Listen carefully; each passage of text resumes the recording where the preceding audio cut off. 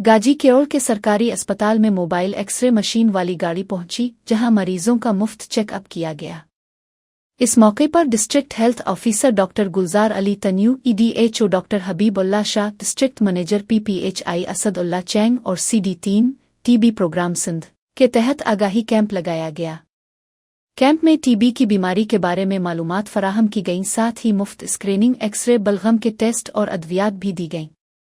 Doctor Saddam Ali Bhutto DTO, Waheed Memon DM contact international, Zahid Hussain सरसो, मंजूर Barohi DLS, कंबर अयाज हुसैन CDC और अस्पताल के दीगर डॉक्टर्स और अमला भी शरीक रहा।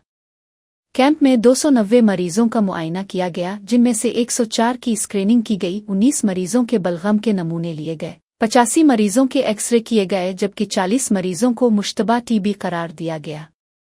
माहिरीन ने आवाम को बताया कि TB एक काबिले इलाज मर्ज है और उसके इलाज का मुकम्मल कोर्स करना लाजमी है। आवाम को सफाई और सेहतमंद तर्ज़ ज़िंदगी अपनाने की हिदायत भी की गई।